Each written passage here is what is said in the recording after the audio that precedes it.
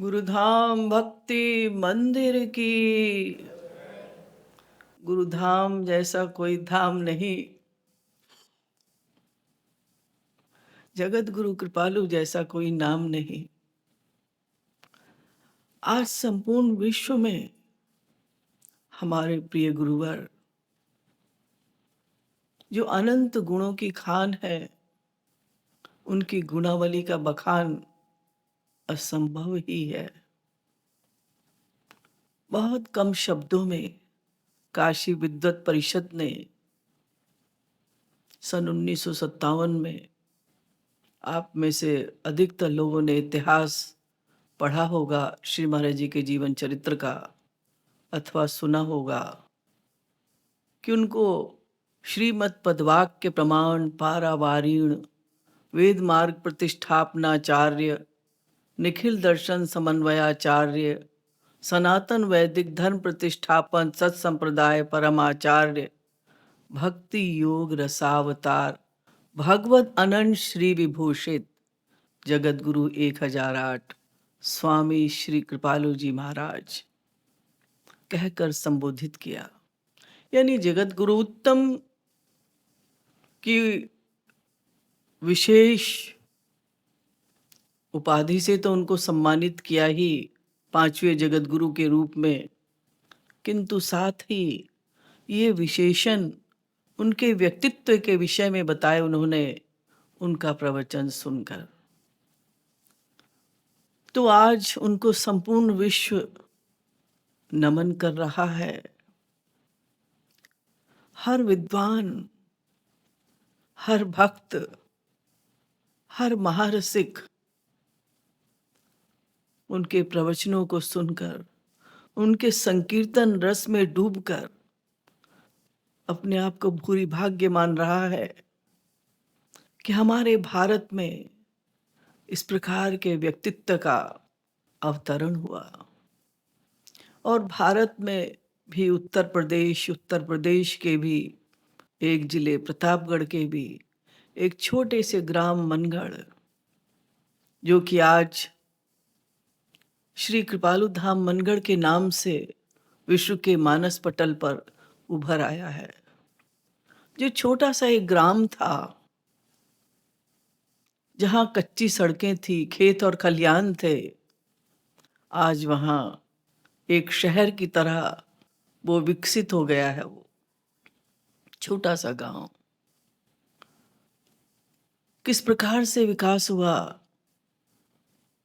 वो भी एक आश्चर्यजनक बात है। कोई विश्वास नहीं कर सकता कि किस प्रकार से मनगढ़ ग्राम आज हमारा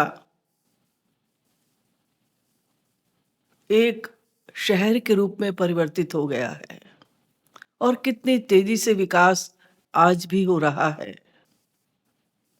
किस प्रकार से चौड़ी सड़कें हैं, कहाँ लैल्टेन की लाइट, टिमटिमाती हुई लाइट, और कहाँ जगमग जगमग करती हुई रंग बिरंगी लाइट्स, कहाँ झोपड़ियाँ, कहाँ पक्के मकान, और कहाँ किस तरह से स्मारक, कितनी बिल्डिंग और कितने मंदिर। भक्ति मंदिर जो भगवान को समर्पित है, उसके सामने ही गुरुधाम भक्ति मंदिर गुरु को समर्पित, यानी हरे नमः गुरुवे नमः।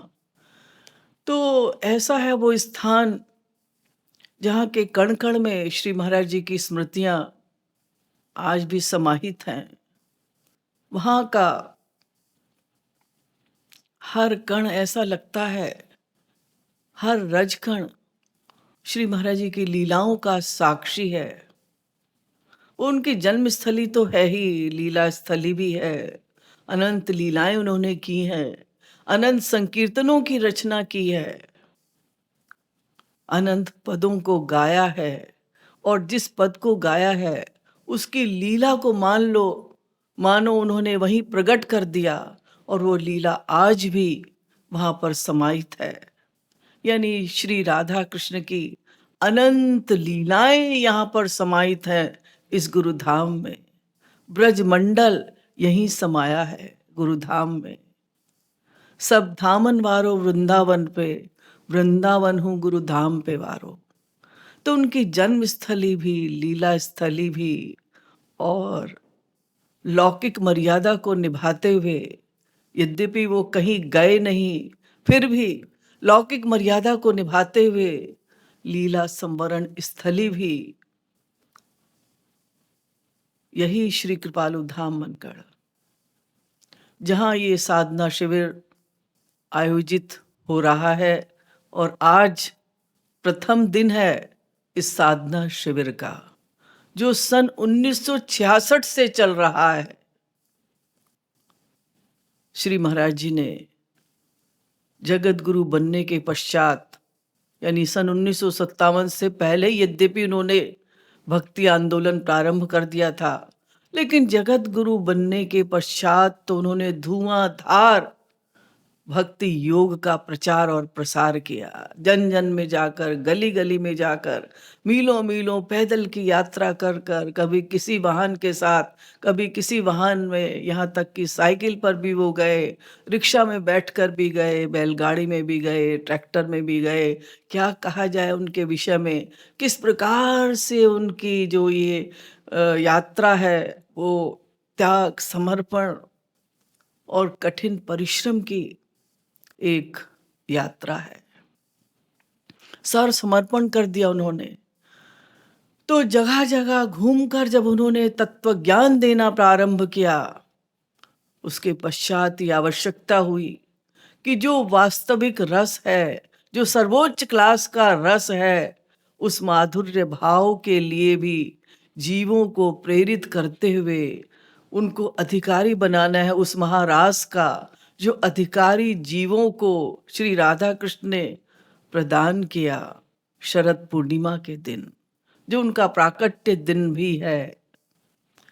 तो फिर साधना शिविर, प्रथम साधना शिविर ब्रह्मांड घाट ब्रज की स्थली में, जहाँ भगवान ने मिट्टी खाई थी और मैया यशोदा को विराट स्वरूप दिखाया था अपने मुंह में, वहां पर आयोजित किया गया। घने जंगलों के बीच में किस प्रकार से वो साधना शिविर आयोजित हुआ। अहर्निश भगवान नाम संकीर्तन, भक्तों का क्रंदन, करुण पुकार, बस यही साधना का स्वरूप था।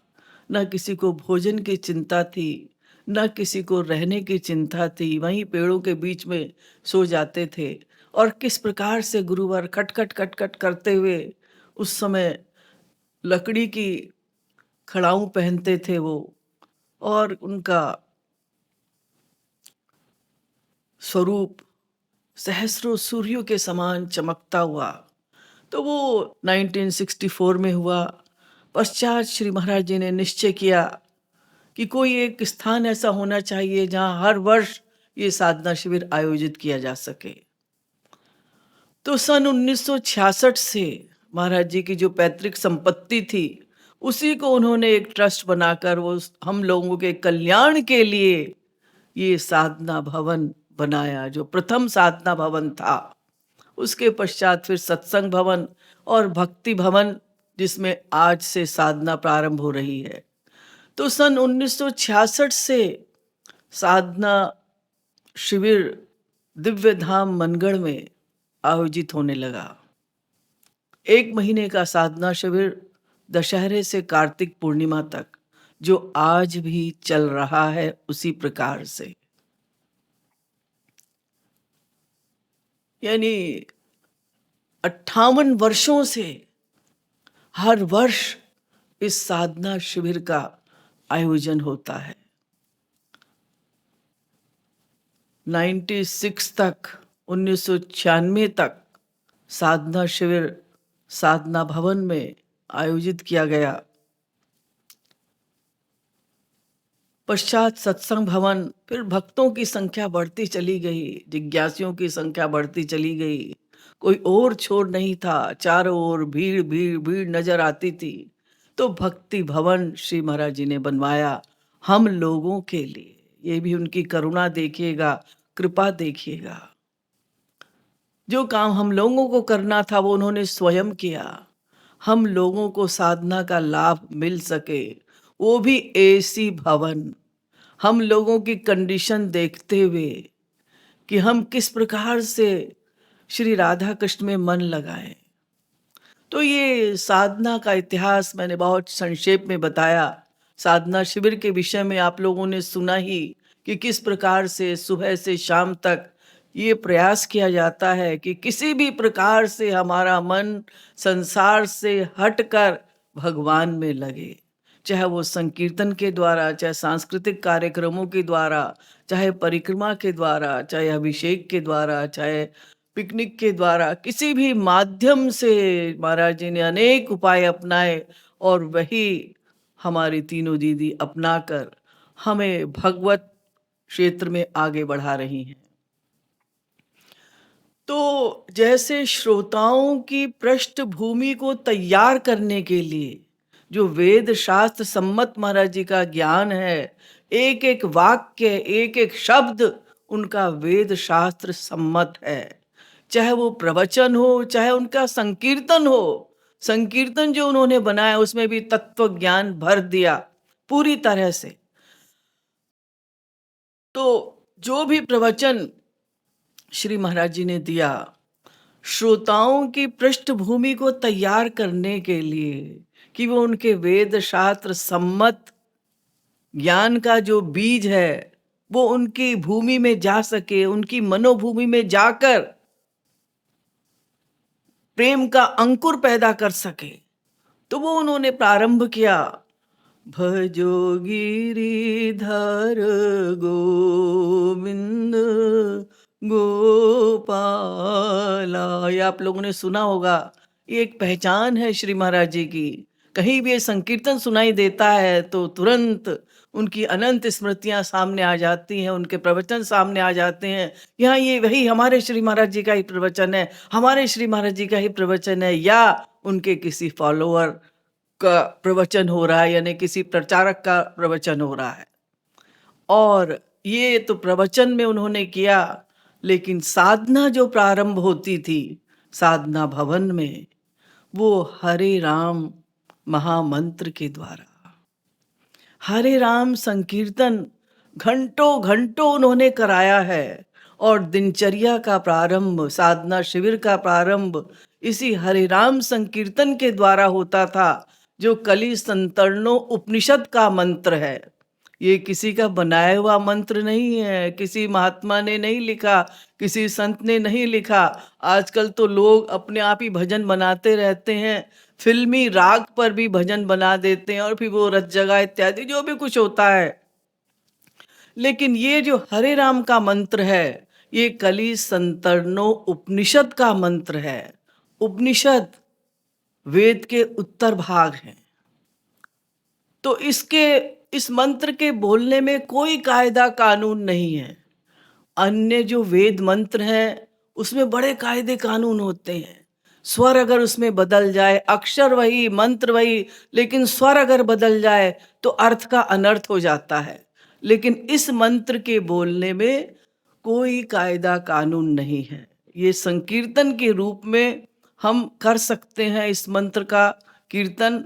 तो श्री महाराज जी ने संकीर्तन जो साधना शिविर लगाए, जो साधना भक्ति वर्कशॉप के नाम से थोड़ा सा हल्का सा आइडिया देने के लिए ये प्रारंभ किया गया है कार्यक्रम, ताकि इससे जो एसोसिएटेड लोग हैं वो अनुमान लगा सकें कि किस प्रकार से हमारे आचार्य श्री ने हमें आगे बढ़ाया।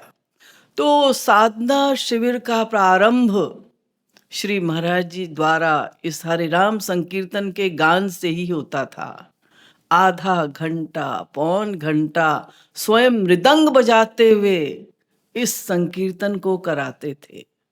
जैसे ही मृदंग पर उनकी उंगलियां थिरकती थी, मानो आनंद के समुद्र में एक बाढ़ आ जाती थी। उनका ये संकीर्तन कराना मानो सबको प्रेम रस में डुबोना। तो इस प्रकार से प्रारंभ होता था दिनचर्या का, साधना शिविर का।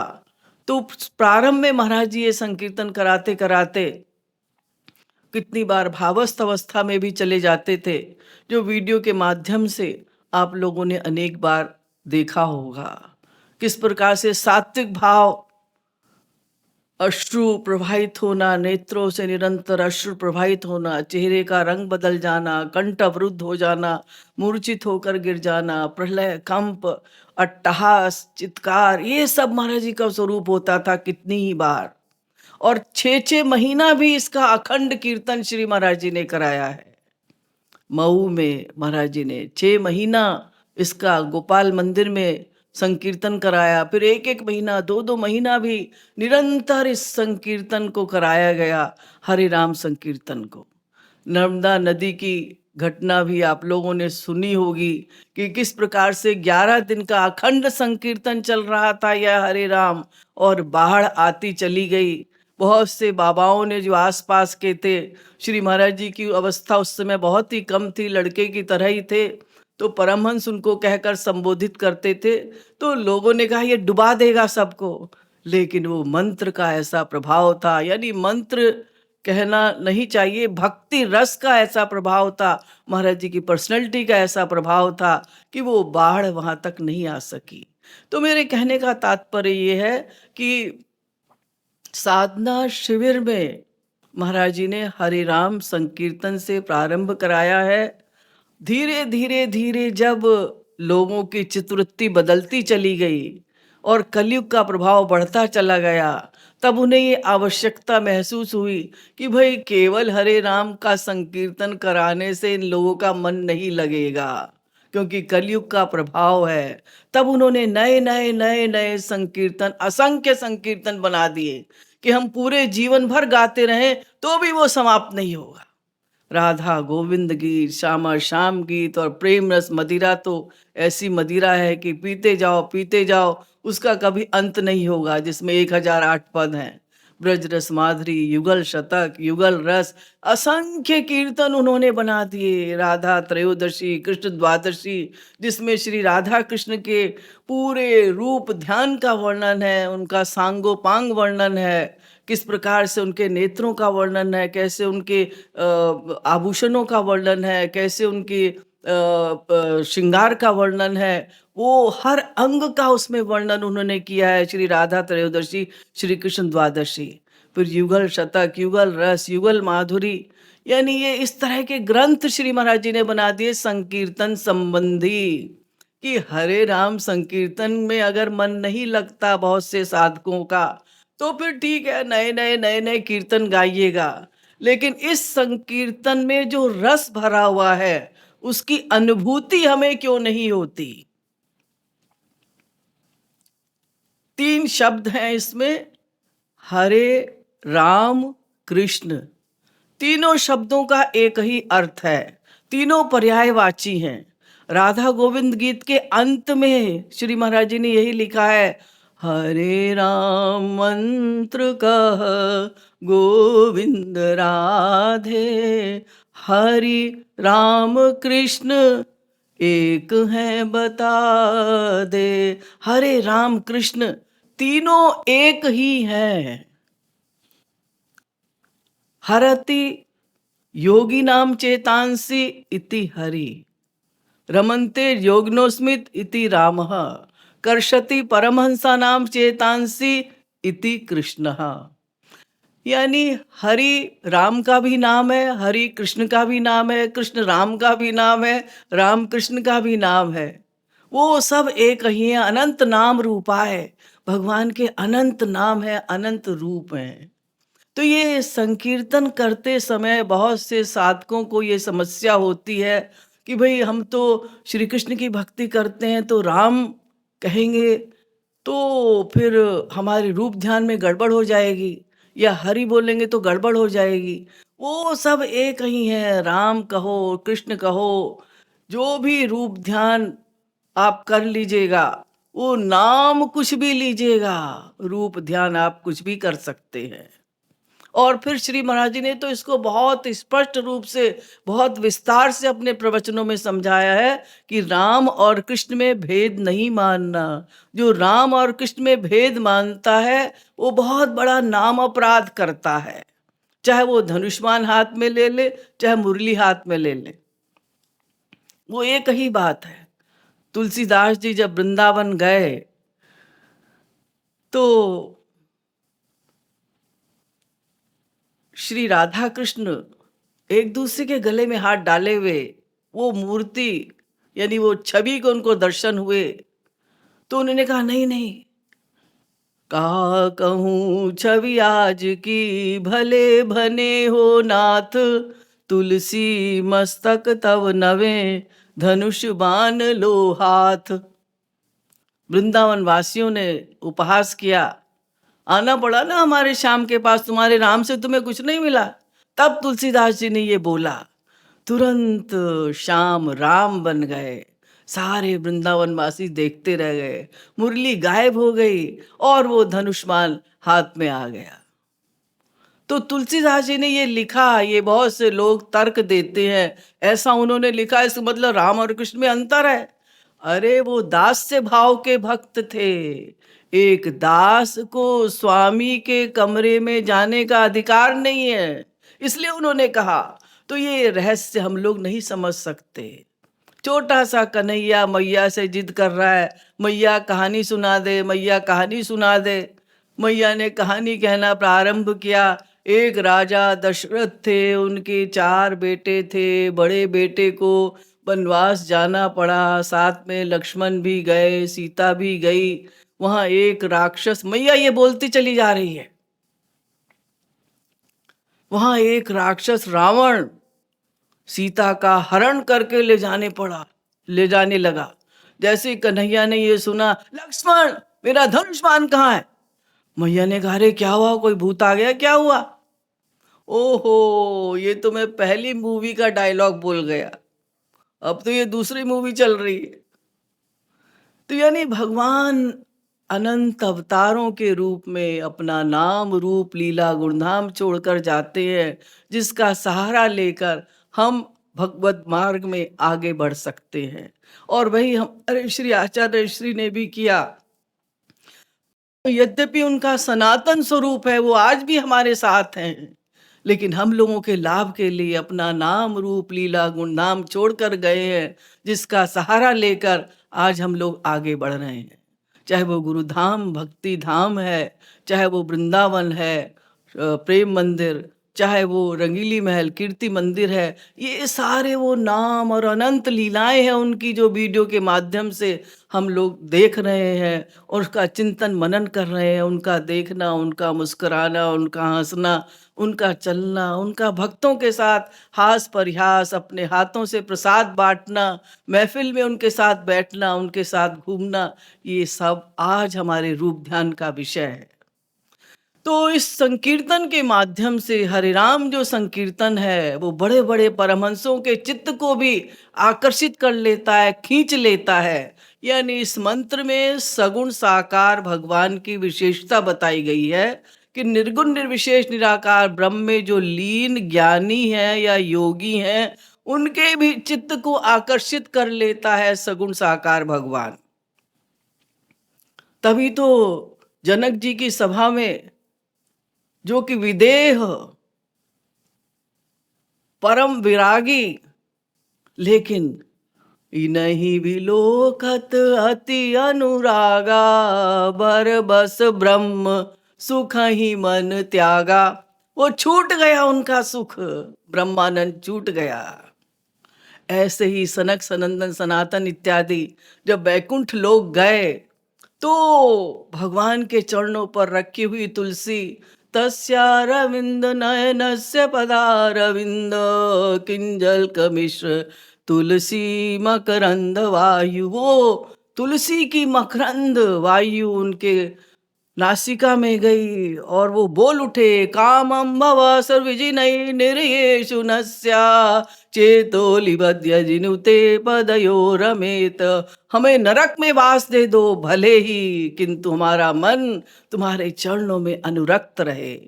तो ऐसा है सगुण साकार भगवान का आनंद, जो हमें श्री महाराज जी ने समझाया और बताया कि किस प्रकार से बड़े बड़े ज्ञानी विभोर हो जाते हैं सगुण साकार भगवान में।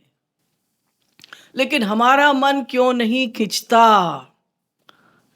चुंबक और लोहा, लोहा अगर शुद्ध है तो तुरंत खिंच जाएगा चुंबक की ओर, अशुद्ध है तो कम खिंचेगा, और अशुद्ध है तो और कम खिंचेगा, और अशुद्ध है तो बस खड़ा रहेगा अपनी जगह।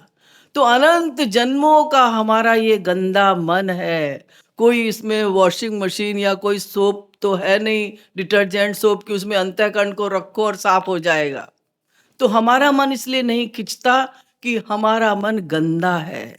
वो अंतःकरण शुद्धि के लिए ही ये साधना भक्ति वर्कशॉप और इतने साधना शिविर और साधना जो कार्यक्रम आयोजित होते हैं, या जो साधना श्री महाराज जी ने कराई और स्वयं की भक्ति योग साधना के द्वारा 3 प्रकार की जो उन्होंने भक्ति बताई, तो वो इस प्रकार से हमारा अंतःकरण शुद्ध होगा जब हम भगवान के लिए करुण क्रंदन करते हुए आंसू बहाएंगे। उनके लिए परम व्याकुलता बढ़ेगी। जैसे जैसे व्याकुलता बढ़ेगी वैसे वैसे भगवान के और नजदीक चले जाएंगे। तो हरे नाम संकीर्तन घंटों घंटों आप कर सकते हैं। श्री महाराज जी का भी रूप ध्यान कर सकते हैं कि कैसे उन्होंने भक्ति योग में हमें आगे बढ़ाया इस संकीर्तन के माध्यम से। उसमें एक विशेष रस छिपा हुआ है। महाराज जी की स्मृतियां भी हैं, महाराज जी के द्वारा भक्ति रस जो प्रवाहित किया गया वह भी है। और कुछ भी रूप ध्यान कर सकते हैं। संकीर्तन हो रहा है, आप रूप ध्यान कुछ भी कर सकते हैं। तो संक्षेप में मैंने ये हरि नाम महामंत्र का रहस्य जो श्री महाराज जी के द्वारा बताया गया वो आप लोगों को बताने का प्रयास किया। अब मेरा निवेदन यही है कि काश आप सभी जो इस समय टीवी के माध्यम से लाभ ले रहे हैं गुरुधाम में जाते तो आप समझ सकते कि वहाँ किस प्रकार से रस प्रवाहित हो रहा है और किस प्रकार से महाराज जी ने वहाँ पर ब्रज रस भर दिया है वहाँ के कण कण में। गुरुधाम में बहता है ब्रज रस, ब्रज मंडल यहीं समाया है, मिलता है वही रस गुरु सेवा से जो रसिकों ने ब्रज में पाया है। गुरुधाम से नाता जुड़ा मेरा, फिर और कहीं क्यों जाऊं मैं, ब्रज भी न्यौछावर गुरुधाम पे है, ब्रज रस गुरुधाम में पाऊं मैं। तो गुरुधाम की महिमा अपरंपार है और विशेष रूप से जो महाराज जी ने वहाँ संकीर्तन कराया, जो संकीर्तन रस प्रवाहित किया, आज भी वो वहाँ पर प्रवाहित हो रहा है। भक्ति योग रसावतार जगत गुरु श्री कृपालु जी महाराज की